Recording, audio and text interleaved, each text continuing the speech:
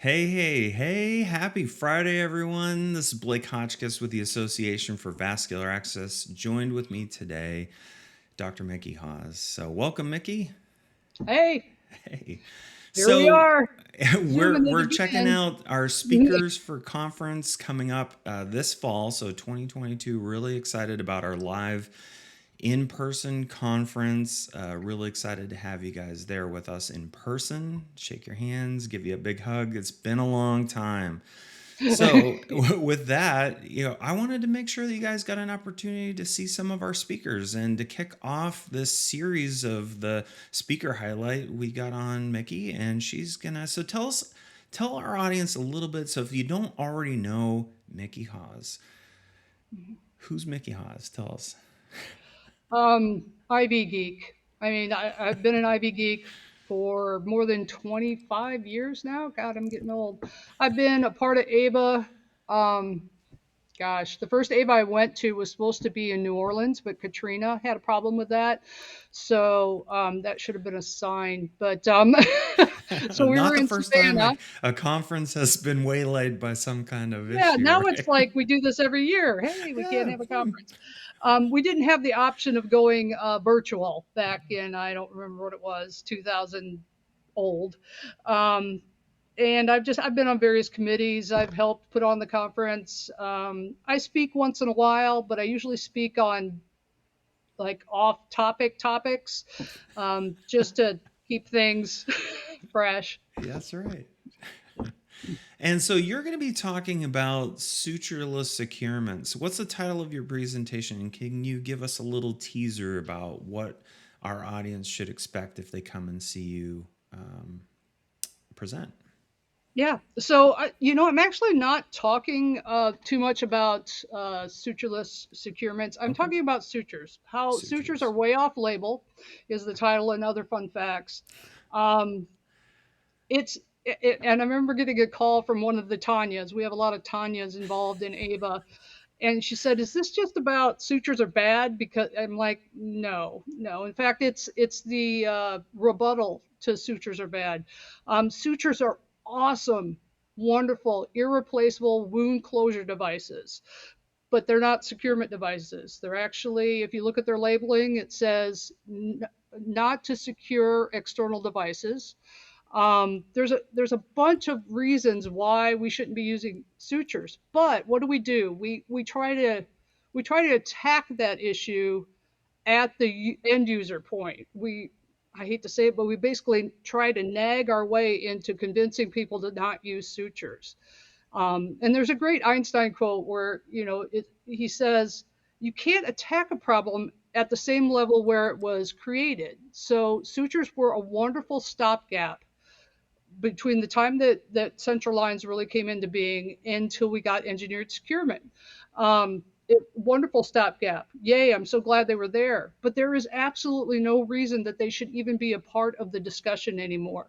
So I hope that if you come to my session, I'm going to arm you with better information so that you can go back to your facility and attack this problem at a higher level. It's not up to the person at the bedside to decide what securement to use. I mean, it is, but what are they going to use? They're going to use what's in the kits. Why is it in the kits? That's a wonderful question. There's a whole bunch of, I have some letters from OSHA actually in front of me, which, I could probably end the whole discussion right here. Um, Here's my 5-second presentation. Um, Right. that, in 2003, there's a letter to OSHA saying, do we really have to use something other than sutures? 2003. And the reply is yes, if you have an engineered control device, you should use it, but there are only a few of them out.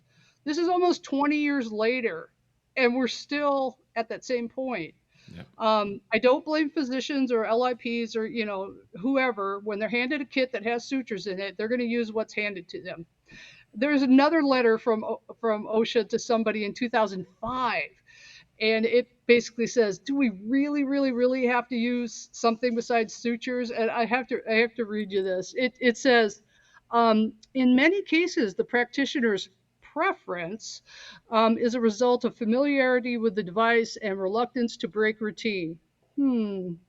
And then it goes on to emphasize that, thus, a practitioner preference is generally not an excuse.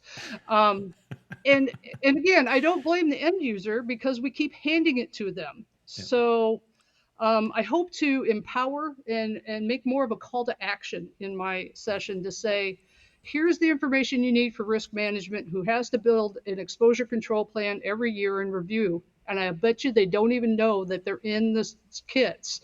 So they're gonna get a big gold star if you tell them, here's an easy thing for you to remove to decrease exposure. And they're gonna go, oh, thank you for giving me that. And then, when they open the kit and there's not sutures there, they're going to go, give me something to secure this. Yeah. And I'm not going to tell you what to get, but use an engineered securement device, Yeah. not one that's improvised like we've been doing with sutures. So many options out there Yeah, nowadays.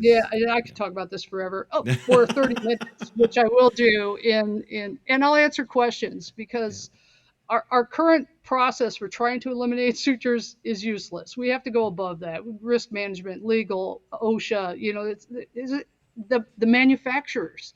Maybe walk into the expo center when you're at the conference and say, why do you keep putting these in here? Yeah. So, Can we get a rekit? Thank you for yeah, the yeah, kit. Can I get a yeah, rekit? Yeah. yeah. Well, I want to thank you so much for coming on for this Facebook Live event.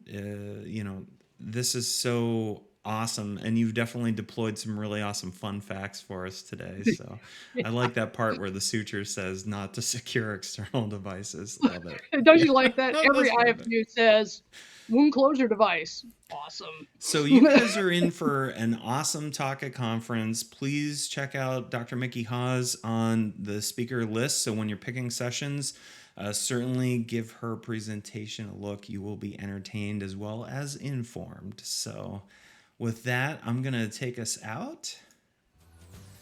Well, thank you guys for joining us on our Facebook Live event today. Follow the Association for Vascular Access anywhere in social media. So, big ones: Facebook, Instagram, LinkedIn, and Twitter. We'll see you every Friday at noon, weather permitting, so to speak. And hopefully, through the summer, you'll be seeing more and more of our speakers from conference, and we'll be really excited to see you there. So, check us out on the next one. Thank you again, Dr. Mickey Hawes. Guys. Bye, guys.